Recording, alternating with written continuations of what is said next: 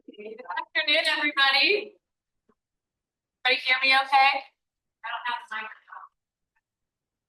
Okay, welcome. My name is Angela Hobson, and I have the honor of being the Associate Dean for Education at the School of Public Health, and to welcome you here today to talk about public health. And I also have the distinct honor of friend, Dr. Rodrigo Reis. He is a professor at the School of Public Health, where he directs the People, Health, and Police Research Unit. His research emphasizes the intersections of urban environments, physical activities, climate resilience, and health equity, employing innovative approaches such as mixed methods, community-based systems dynamics, and spatial analysis.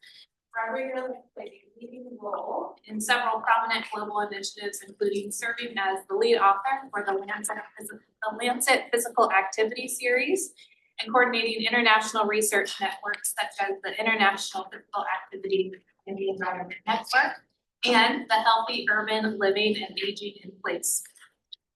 He has also held key leadership positions here at WashU and more broadly. He has served as the president of the Brazilian Society for Physical Activity and Health and as a board member of the International Society for Physical Activity and Health. And he is the co-editor of the Journal of Physical Activity and Health. With over 220 years of publications, Rodrigo is internationally recognized for research, policy, and practice in health. Please help me welcome Dr. Rodrigo Reis to talk about advancing people, health, and place research.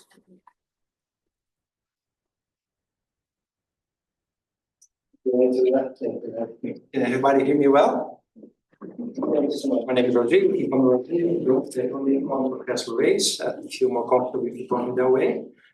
And I'm delighted to talk a little bit about how I have been seeing and trying to shape the field I work on. So I will highlight some of the directions we are going, give a background on what I think this matters, framing that within the realm of public health. And obviously, this is my own perception. There are a few biases I carry with me that it's very hard not to highlight. Because I talk about cities and active living in cities. I was born and raised in Brazil.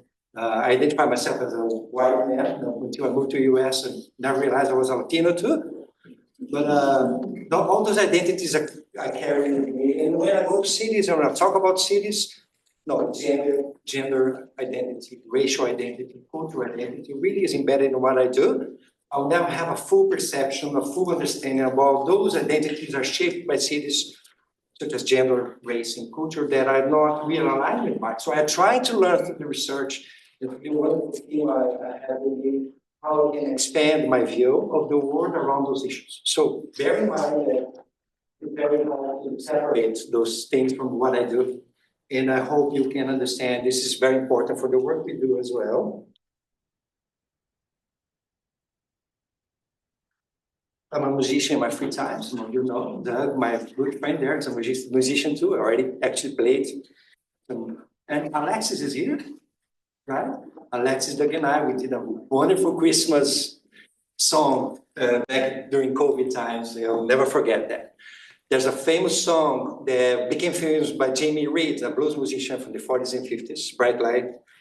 And he's singing about losing his woman from the lives of the city. She was enchanted by the city. She left him.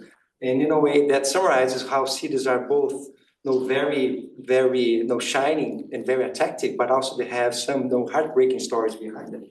So if you haven't never listen to the blues, just check that song. It's a cool one. And I think that's the first part of my talk.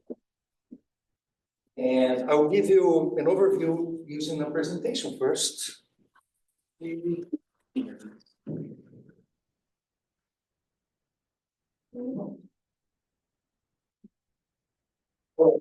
So those animations are always a little complicated. I hope they work. All right. It's also with my eyesight. So you see in this animation, have seen Gapminder before. I'm sure you have. A lot of animation that I've used. I did using GapMinder. So it has life expectancy on one side, urban population on the other side, just to tell you what I think about cities in terms of health. Most of the time, cities are connected with, we frame cities around, undesired health outcomes. But that's not really true all the time. So just pay attention to this animation. The colors represent the region of the world. The size of the color represent the size of the population. You can see the biggest circle is probably which color? Oh, that's China. And the yellow ones, you see like back the yellow one, and the green ones is Americas. So it's actually in the last year. So it's not quite linear, but the trajectory is very convincing in my understanding. The more urbanized we became, the higher life expectancy. That's not a simple association. There are many nuances there. But for most part, living in cities is more positive than not living in cities. That's not the whole picture, right? But that's a mistake that we usually make around public health, that we think cities are not good for your health. They actually attract resources, healthcare, jobs, economic development, which all things that we know are connected with life expectancy. They also attract things that are not as desirable.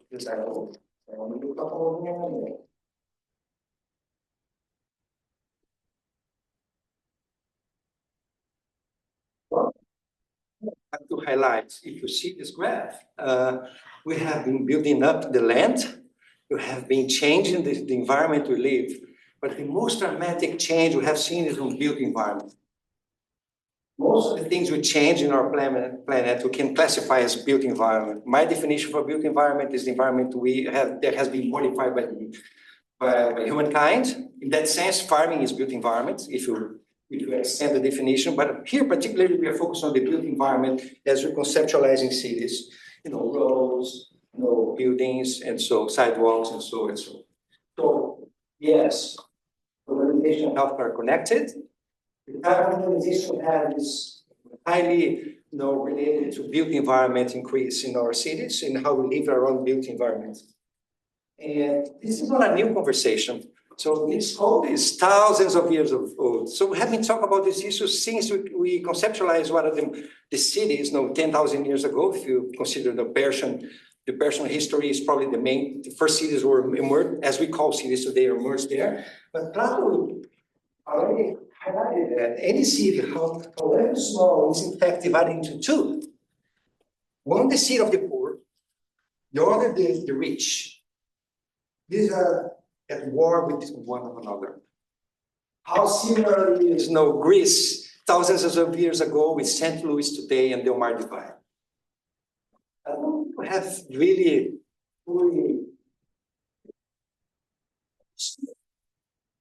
how important it is to make cities more inclusive and accessible to all. So it's a new conversation. The way you have been talking about this has changed. Urbanization is an issue that is affecting the whole world. Obviously, in the high-income countries, it's more urbanized. It has been more urbanized for a few decades. But there's a mistake that I often hear, that the concept that low and middle-income countries are not fully developed in terms of built environment or urbanized. It's very wrong. So urbanization is increasing. There are parts of the world that are more urbanized. Actually, Latin American and Caribbean, for most part, with the exception of Chile and Uruguay, they are all low-income countries. It's as urbanized as any high-income countries. So urbanization is an issue that is affecting everybody across the planet at different speeds, at different rates, but in the same trajectory. So it's a matter that is important for all of us in St. Louis, Curitiba, my hometown in Brazil, or if you think about the Cape Town in South Africa, this is an issue that connects everybody. And one aspect that is very important, is very often oversaw, is density. I think urbanization is less of a concern. It's a sort of there's not much you can do about that. We will be continuing to urbanize. One trend that is more concerning for health is the speed of densification. Densification is a very dramatic increase in low-income countries. In densification, for most part, we advocate about walkability, right? You think walkability, St. Louis has to be denser, more connected, more people. So yeah, that's a concept that, especially in Anglo-Saxon countries, has been advocated for. But density is not always good for everybody. So density is a concern I like to highlight. So don't confuse urbanization and density. They come together, but not at the same rate. They don't affect the city the same way. And if you think about cities that are more or less organized, density happens very different pattern than it happens in cities that are more organized with better governance as well. So the result we have is this. I love this set of pictures were sent a few years ago. There's a project about inequities across the globe. You can Google there. There's plenty of those beautiful pictures. Well taken, but very sad in terms of the history behind. This is in São Paulo, Brazil. And again, if you think about the Omar Divide in São Paulo, Brazil, I don't see any difference there. Yeah. Racial, cultural, income, history, nuanced differences. But the bottom line, those inequities are striking. So I think the issue that we are trying to address in our unit is how we can advance the conversation to reduce spatial inequalities and inequities across the globe. And I think that's an important topic. That's where I do my research. That's why this is important for public health. I'll tell you why this is important in the next few slides. Any questions so far? Any reactions or comments? Okay, I'll continue to move on. So I also would say this for my EPI colleagues, Professor Hobson, a wonderful EPI instructor, as we all know, and others here. I would say modern public health is defined by studying space, people, health, and place. All the most important modern public health studies, and modern quote, because now it's 1800, mid-1800s, they were solely defined by the interaction between humans and the space they live in cities.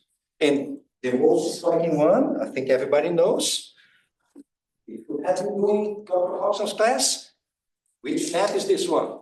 If you don't say the correctly, I think you should be failing the plan.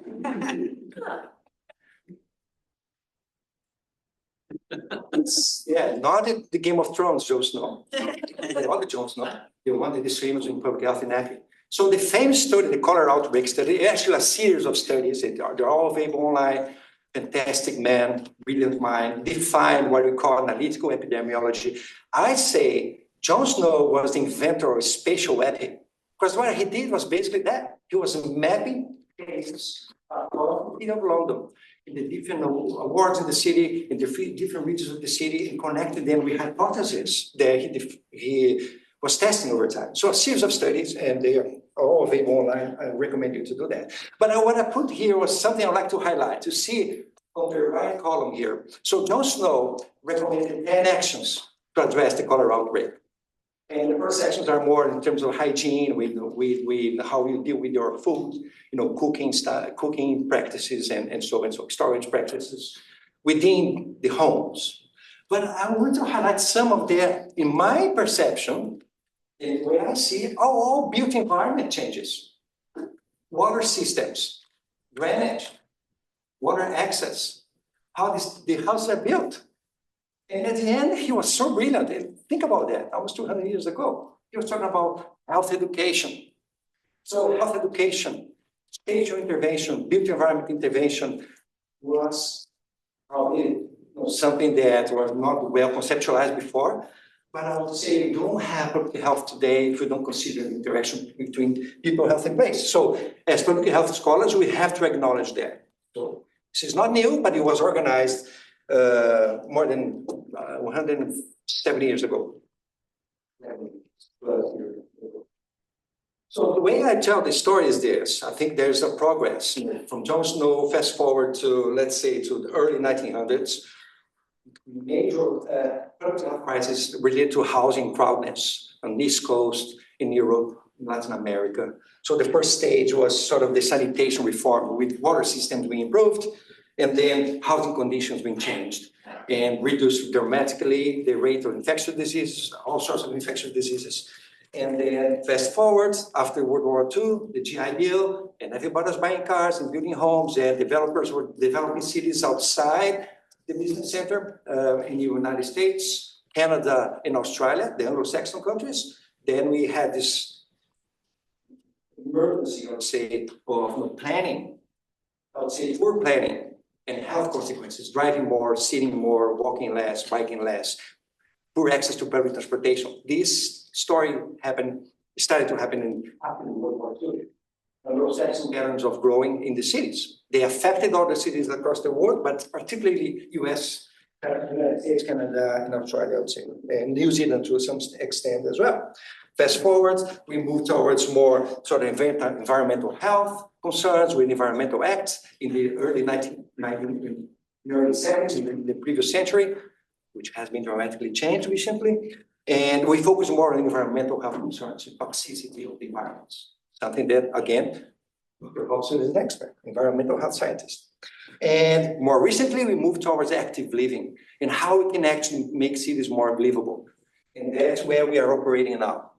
And because things continue to change, what is really now a dramatic change is an emerging concern in the next 20 years is sustainability in climate. So I would say right now, the issue we are discussing in our type of research is how cities can be more sustainable, inclusive, and in a way that they can be actually be health promoting environments. That's the story behind built environment and public health that I like to tell. And this is not new, but no, a few decades ago, there was a wonderful paper published that what are the major accomplishments for public health in the United States? If you list the categories there, how many of them are connected with living in cities or urban systems? Yeah. More or less proxy or distal, but all of them relate to living in cities. If we don't change city systems, we cannot continue to improve health. So that's my argument for why building environmental health is important. More recently, we're changing more the focus, not only for health outcomes, but social, economic outcomes, which I would say it's more social determinants of health grounded. So if you don't change the root causes of those health consequences, which are shaping cities, we cannot promote health. So the second part of the talk is really to be framing for public health. Why people health in place matters. If we don't do that connection, we cannot continue to improve population health in a way that is sustainable and equitable. That's where I stop for the second time. Any questions? I hope my thinking is being understood for most of you, and then I will have time for questions at the end, right? Because I like quotes, there's a famous quote that I think it's quite relevant for what we do. So life is like riding a bicycle, and he liked to ride bicycles. If you have ever read any books about his biography, to keep your balance, you must keep moving. So Einstein said that. And I think he was a clever guy in many ways. Not always a nice guy, but a clever guy. And I think this quote is perfect for the next step, for the next part of my talk. Why moving in cities matters. It's important to continue to understand how we can make cities places that are more active, living, inclusive. I've been fortunate to work with wonderful colleagues across my career and multiple international global projects. I think most of you know that I do global health with a heavy focus on inequities, health inequities. We connected with Latin America for most of my career. And I was lucky to be part of the Lancet series as a co-author, the steering committee, lead author, senior author in all shapes and forms. And over the space of, we started discussing in 2010, published in 2012, but now fast forward 15 years down the road, I think we shaped the way we talk about physical activity in public health. We really made more visible physical activity for public health. For instance, mortality related to physical activity as prevalent, as high as related to smoking, which is something that was shocking for most people to know. 80% of the adolescents are not active enough. 30% of the adults across the globe are not active enough. Women, low income, and some minority groups are the least active ones. And when they're active because they have to be active, not because they want to be active. So we profiled that, we highlighted why this matters. It's so documented. I'm happy to share papers with you. You can Google them or PubMed them, but documentation is there. The case for physical activity matters for public health is settled. I don't have to convince you for that. There are many reasons, health reasons, economic reasons, sustainability reasons, and they're all well documented, and our series contributed to that. So I think we don't have to argue much about why it is important. And I think if you are doing that, you probably need to read our series. So what we actually found that most evidence we have in the globe, this is from the first paper in the series, in the first series. Most of the evidence that is coming from the globe, it's not coming from the places where people need most. So you see at the top, you'll see where people, you see the shape of the countries across the globe. At the bottom, you'll see the shape of the countries now adjusted by the number of publications emerging from each country. So what's the size of Brazil there compared to the original size? What's the size of the African continent? I'm not talking about one country in Africa. See the size of the African continent in terms of number of publications and the size of the country. If we adjust that for the population size, they'll be even more dramatic. So the dramatic change you see, it's why we have to do what we do. If you don't go after the places where people need most, and we provide evidence and build evidence with the communities that live in those places, how we can shape the changes, the way the things are. How can we help St. Louis to advance spatial inequities? If you don't understand how the spatial inequities are shaped across the globe, in places that are much more inequitable than St. Louis. So global health matters, and building evidence where the evidence is needed. It's my second point here. My wonderful colleague, Andrea Ramirez, published this a few years ago, and she organized the history of publications in physical activity. We have roughly 60 years of history. The seminal work started with Jeremy Morris, studying bus drivers in London, and assessing mortality. And basically, people who were sitting more were dying more frequent. People who were walking more had a lower mortality rates. That was the seminal study for us in London. And since then, a lot has been published. But if you see those graphs, where the publications are most needed now, at the bottom of this figure.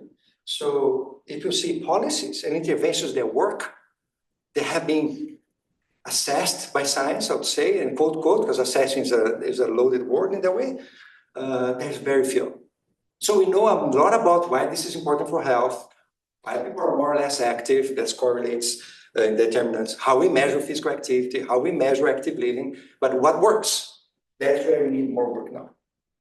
So one of the papers I led is this one, and we asked the question, well, where are the solutions for the work at scale? We call them scaled up physical activity interventions, meaning they can be duplicated horizontally or vertically within a city, or across cities, across nations, across states. And you see different shades of color here. At the bottom, you see the number of publications. The lighter colors are the number of cases documented, not published. So if you see the categories here, we didn't have any publications around urban design infrastructure. Only 5 publications around transport policies and systems. Those are interventions at scale. Everybody's talking about biking is good, walking is good, walkability is good. Documentation of scaled up interventions using those definitions and approaches was very inexistent 10 years ago. So we decided to give a step further. So what we are doing now, and this is about to be submitted next week with my wonderful colleague, Luisa, who is hopefully on Zoom today. We have been working on updating this literature. So we asked the same question 10 years after. What has changed? Surprise, surprise. Nothing has changed. I think Plato was right thousands of years ago, and we still don't do it right. So there's nothing published in the peer-reviewed literature about scaled-up interventions using what we call active urban design. But the people are saying, people are having an interesting reaction with that publication, with that finding. I was sharing with somebody. Some of the co-authors wrote me yesterday. So how come we talk so much about that? Bikeability, walkability, livability, sidewalks, parks, and so and so and so. Everybody's talking about that across the globe, reports, but there's nothing documented that has been thoroughly examined by the science. So 10 years after, we still don't know much. So I started to think about this, and I decided to flip the coin. I will tell you how I flipped the coin. So the bottom line is this: there's very little science behind what has been scaled up in terms of urban design and transportation strategies.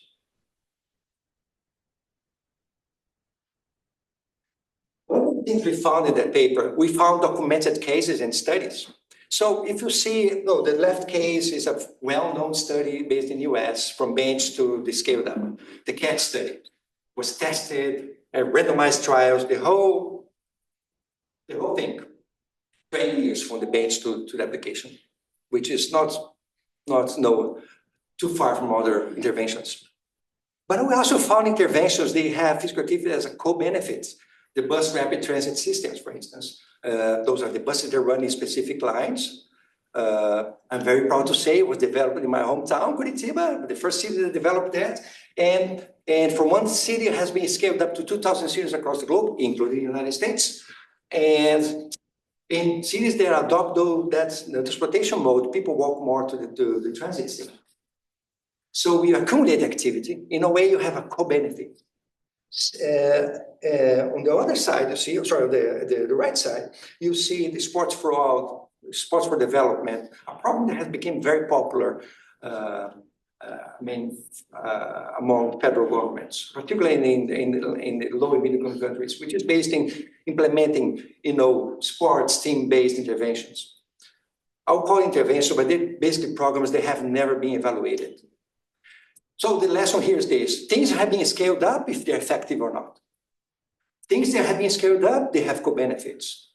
Things that are effective have been scaled up, they take 20 years to reach that level.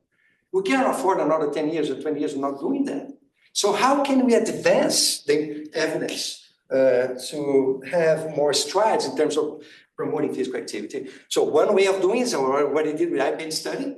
No, I've been lucky to be part of this for it's very hard to talk about numbers now, almost 20 years now. We have been doing these studies across the globe. So one of the findings for the IPN study, very, very standardized, very rigid protocol across different cities in the globe, because we have to increase variability, right?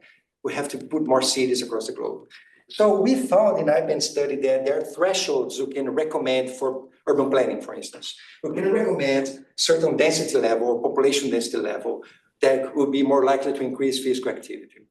But between the first studies and publishing this was published in the Lancet as well, it took us almost 15 years compiling convincing evidence that is rigidly tested.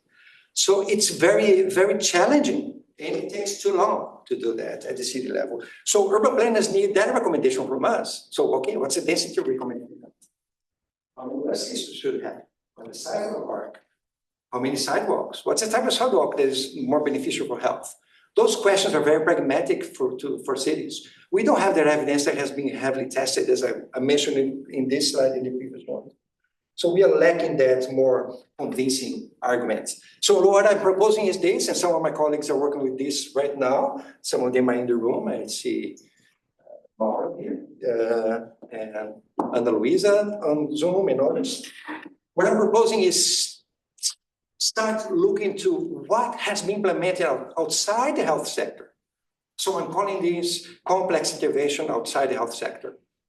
We should start focusing on those interventions because they are there.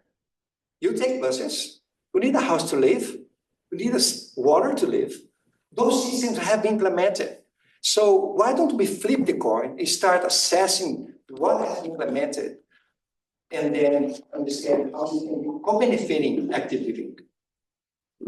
And to do that, there are two challenges. One, we don't randomize cities to test hypotheses.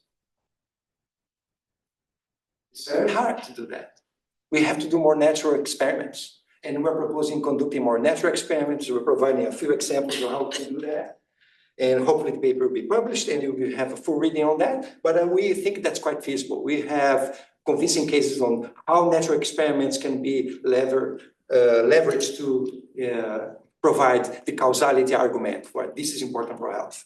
On the other side, bringing D&I in the equation will help us understanding how that scalability aspect has been successful. See, most people doing D&I in this room and outside this room, they're asking questions for the health sector. Hospitals, clinics, health services. We are not asking questions about the housing sector. We are not asking questions about the transportation sector. If those are interventions that promote health as a co-benefit, why they should not be tested? Why they should not be exempt from DNI? And that's Sarah that I'm making my DNI colleagues, some of them in the room. I see Sarah looking at me, you are wrong, Rodrigo. But I think I'm challenging you to think outside the box. People in the hospital, they are in hospital because they got sick. I want to act before they get sick, change the social determinants of health. How we do that? Providing housing, transportation, water systems, and jobs. If you don't test those interventions that affect the structural causes of health, we always have DNI attending sick people. I'm not saying that's not important, but we have to reverse the conversation towards prevention and not sickness. My PRC colleagues hanging me outside and just punching me on the face, I guess. But well, I think that's why we're here, right? To challenge the thinking. Dingalia always frames the 4 ways of doing things, the different way of doing things. I'm proposing different ways of thinking about public health.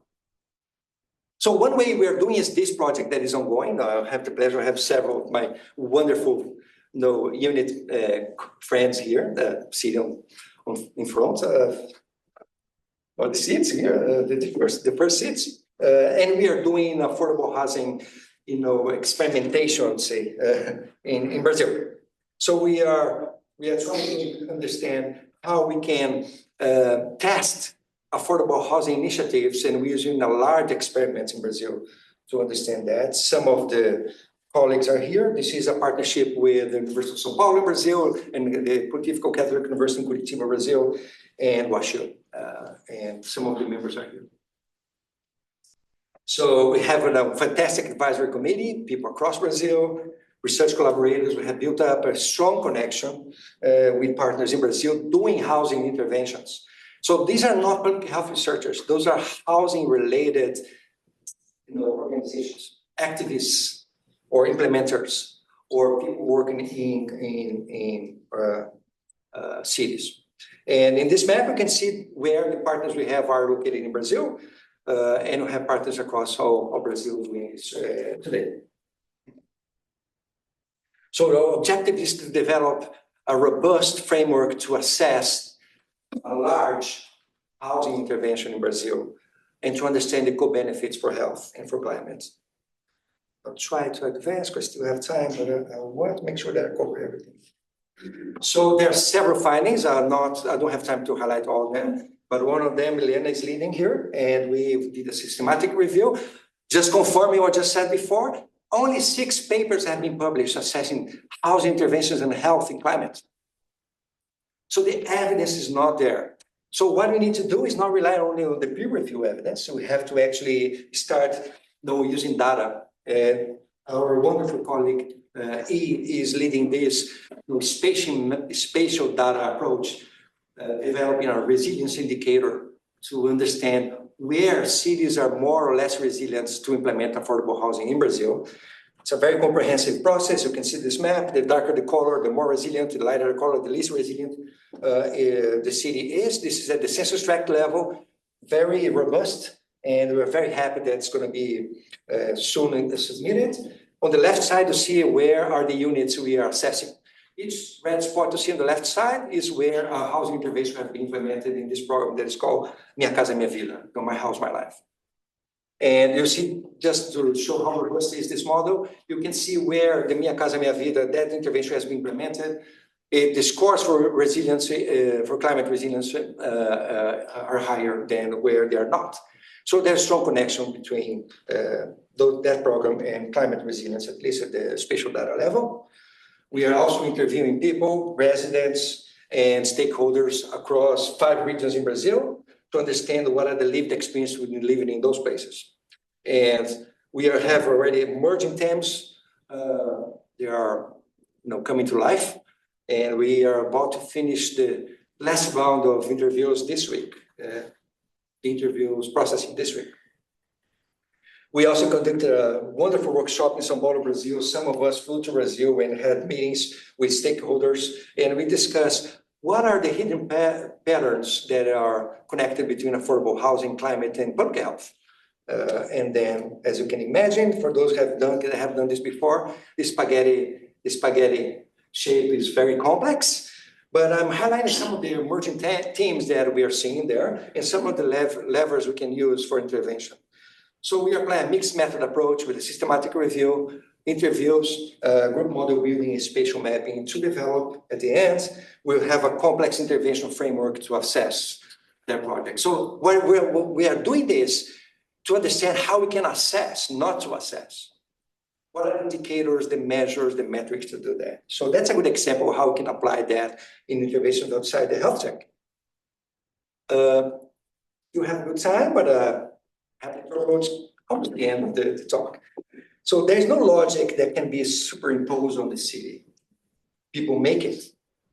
And it is to them, not buildings, that they must fit our plans. And for those of us fascinated by urban planning, Jane Jacobs is very famous, and for the architects particularly, great book, by the way. And I think there's things we have to advance, not only measuring things.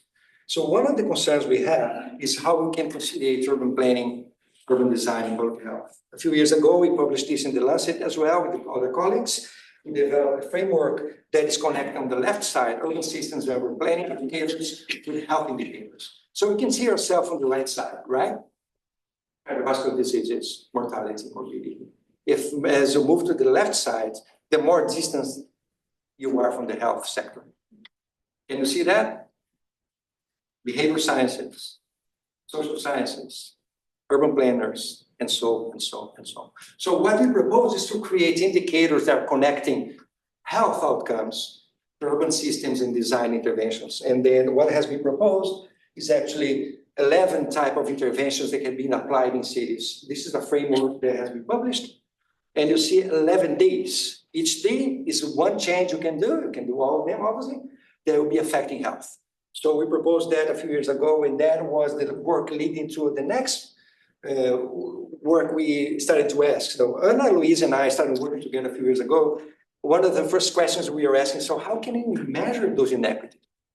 So Ana led this work in our unit, and then she published a fantastic systematic review to understand how we can measure inequities. So we measure really well built environment, but we never really stop to think about how we measure inequities. Well, surprise, surprise, it's very poorly measured.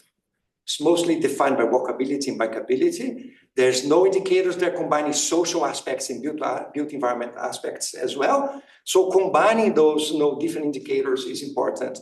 The measures we have so far, they're focusing solely in one aspect of the environment, not in a comprehensive aspect of the environment. And again, not surprised, most of the measures have been applied in high-income countries. So it's very likely the measures that are applied in high-income countries do not work in other settings. So understanding how this is operating outside that high-income country sphere is quite important.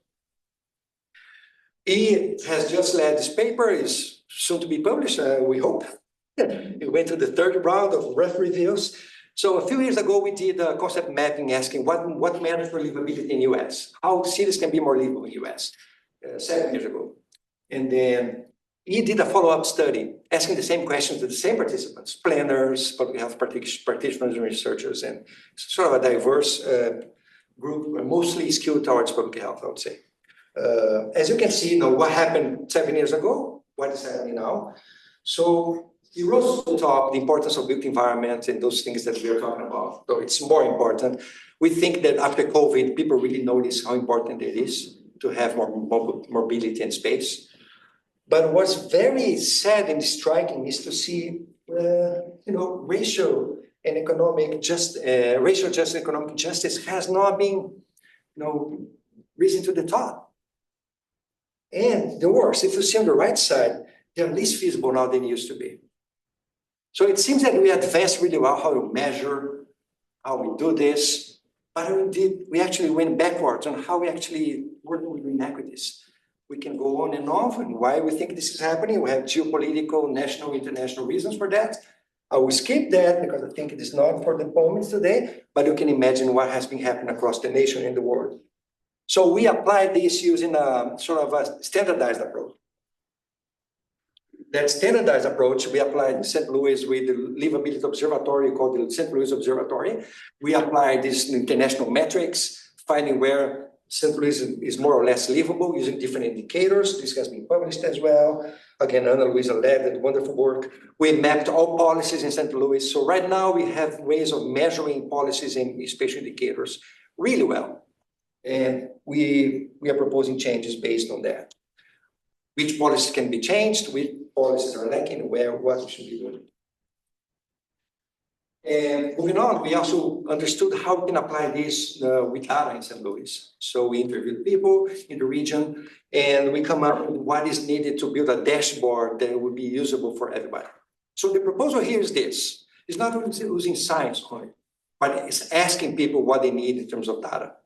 That's what we did, and we are proposing a dashboard that will be hopefully launched early next year.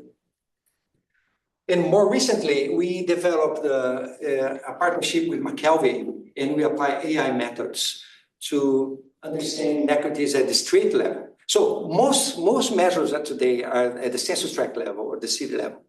Think about a satellite, just taking photos, different, I would say amplitude, but it's basically that level, census tract level.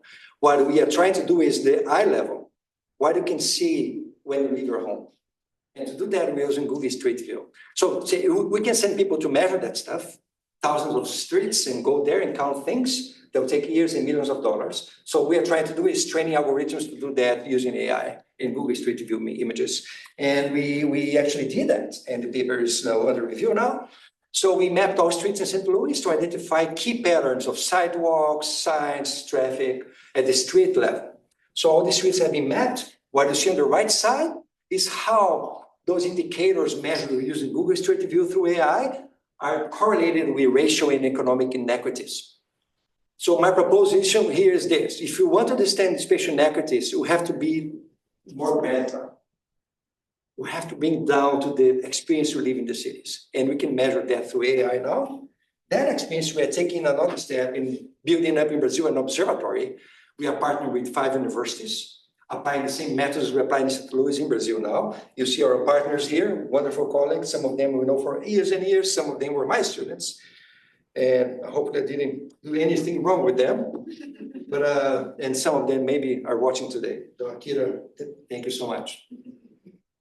And see, this observatory is the cities you see highlighted there. And we are building, again, policy data, spatial data, and we'll be applying AI next year if we're lucky. We are waiting for the grant to assess that at the street level in Brazil. So the goal here is to take what we are learning in St. Louis to apply in Brazil. So again, the notion that global health is local is quite important. What we learn developing in St. Louis, we apply in Brazil, and we do vice versa as well. I'm timing, Angela. I think I have more 5 minutes, and then we have time for questions. Yeah. Yep. So the other aspect that we have been trying to do for quite a few years, and one of the lead authors, the 2 lead authors are here too, Raul and Milena, championing this. For some reason, they lacked the pitch I gave them a few years ago, and they started doing that. So thank you. So the former UN Secretary General said, cities are where the climate battle will likely be won or lost. And I do believe that. If you think about the geopolitics, right now it's going to be happening in Brazil, COP30 in Brazil. The nations will be convening again, trying to establish targets. United States pull off from the Paris Agreement and not send a delegation to that. Because the geopolitics now is really complicated. And it's not very optimistic. It's more challenging now than it used to be. But at the city level, we will have more, I think we have more of certain alignment. Because cities, they have a lot that they can do it. And they're more effective, I would say. So a few years ago, before we started doing this, I showed this in a conference. People have been talking about, well, physical activity is important for climate change and so on. So I asked a basic question, okay, let's see what we can do about that. Because we've been talking about this, we have not studied much. The number of publications on physical activity over the years, the number of publications on climate change over the years, how many publications combining both? I don't think we even can see the line there. So we decided we have to do something about it. That's when we started a series of studies that we'll be presenting today. So we think that it's important that we address that because of the inequalities. We can amplify or reduce the health risks if we combine climate and physical activity solutions. And those domains are largely disconnected today. And you see how they're disconnected. So we are proposing to integrate that. Now, city level climate action plans, they have to consider city level physical activity plans, state level and federal, and so on and so on. So some of them we have done in our new unit is really advocating for that, but also doing the work. And this is our unit. You can go on the website and Google that, find what we do, find the people that work with us. Happy to have you attending our meetings. Please come, you're welcome. We are fun to work with. So the first thing we did, okay, let's conceptualize this. We have been talking about ecological, socio-ecological models for years in public health. So we are proposing, this has been just accepted, we are proposing a revised version of the socio-ecological model. We are calling the enhanced model, where we combine social determinants of health and planetary health into the one way of integrating things. So we cannot think about individual to the environment, the onion-shaped type of models we have been using. If we don't consider there's a dynamic across those layers, there is no determined by the conditions you live in. They are not determined by you, or because you desire to do that. But the dynamics that is rooted in social inequities. So we are applying that. And obviously, the co-benefits that we are applying in that framing will be benefiting both climate and health. So if you want to read that, I'm happy to share that with you. So a few years ago, I published this and I said, we have to do something about that. I asked the community in physical activity, this is in a research journal that is sort of one of the main journals for the field. So what we can do about that? I've been asking for a few years. And so one thing is, we have to rethink how we model that. I'll show that to you. We also have shown, and Milena did a brilliant job leading the work. What does the science know about that? And there's not much. But what Milena revealed leading this work is there's not only mitigation, it's adaptation. It's important in multiple domains. So there are different ways we can reframe physical activity within climate change. Stop saying walking more, biking more, less emission. This is not enough anymore. We don't have to do research to answer the question. We all know that. We want to go a step further and see how we can change the interventions we are doing to be both climate resilient and adapted. So Milena did a brilliant job doing that. Raul led a wonderful work asking, okay, so what do we know about the plans that are doing this across the globe? And so Raul showed that there's not much integration. The national adaptation plans have been largely not connected with any sectors that are affecting physical activity. So right now, this conversation is like two planets that don't exist in the same solar system. They are not connected. We are trying to integrate that conversation. And Milena just led a wonderful work asking this question in the United States. And she identified sectors at the state level. So she assessed all the states in the United States and showed where are the sectors that can start integration. And we're proposing a few sectors where adaptation can happen and mitigation too. So the way we do this is by integrating those policies. And we are proposing ways of doing that. I'm almost reaching the end. So we are proposing that integration will be more energy efficient. We can integrate the transportation and green infrastructure and make environments more inclusive. Finally, this is under review in Nature now. We were supposed to have a fourth series of The Lancet, but it was rejected. So we reassessed and we moved forward with a Nature series. So I think it's going to be published. It's very likely to be published in the next 2 months. So we propose a large framing with all types of interventions for physical activity and climate change.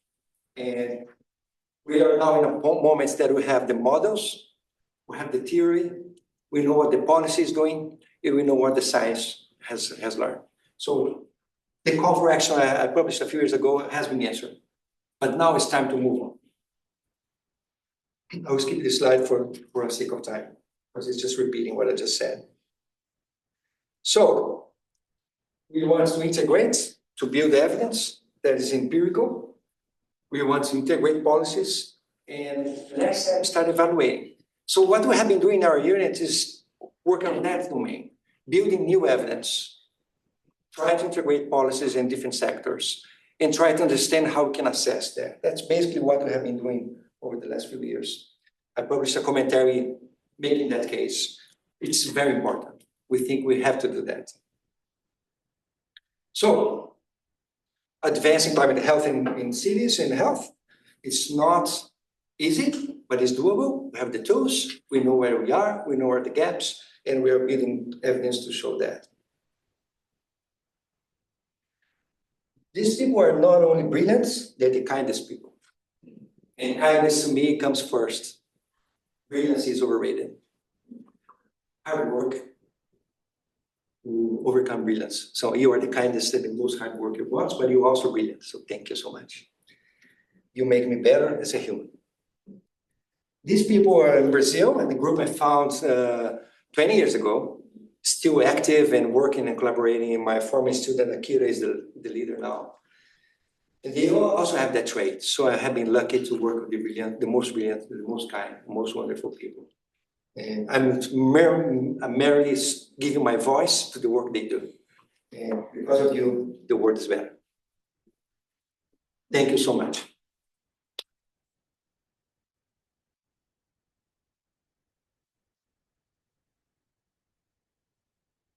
Thank you. Okay, I think we have time for a few questions. I think, is there a class in here at 1 There's o'clock? a class in here at 1 o'clock. Okay, so, okay, oh, okay. Go. Be most kind and give us 5 minutes and ask your students to be 5 minutes patient. Is it okay for you to answer questions while I set up my technology? Yeah, Okay. that'd be wonderful. Thank you. So we'll take a question or two. There are no mic, there's not a mic to pass around, but there are healing microphones. So if you have a question in here, just talk loudly so people online can hear.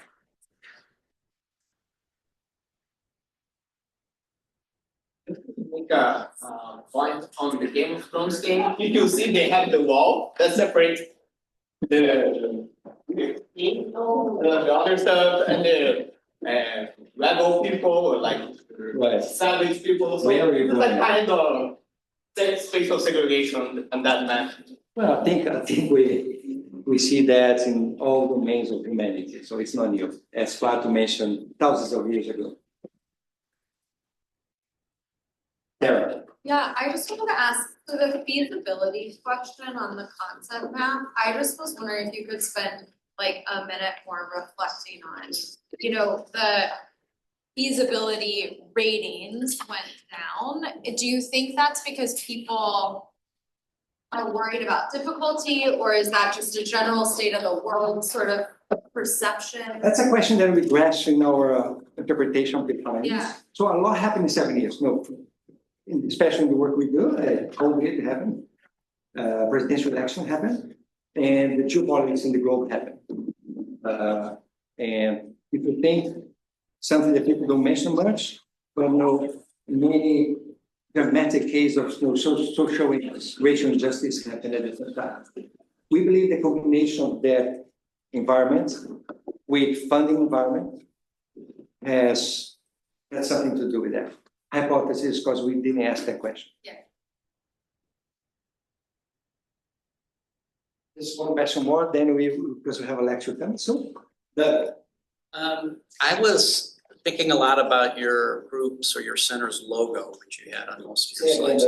I was thinking about your logo, which is health and people and place. Yeah. And I think we do a pretty good job here in terms of training, in terms of curriculum of the first two, of health and people. But a lot of the great work you're doing uses approaches and theories and particularly methods that we don't do as good a job of training our students. Other than saying, take your class on health and place, Well, do you have thoughts on ways we can get the measurement of place deeper into our curriculum? first, take the new class I'm doing. The course is called People, Health and Place, International Perspective.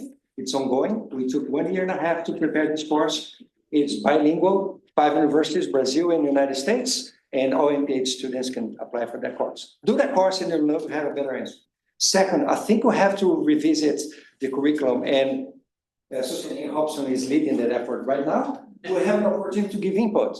And above all, the students' input is probably more important than the professors' input, because they bring with better perspectives, fresher perspectives, and reality check we need sometimes. So I think there's space to improve the curriculum, and including attracting faculty, but changing the content of curriculum. But just enroll in my class and you have a better answer. Thank you all.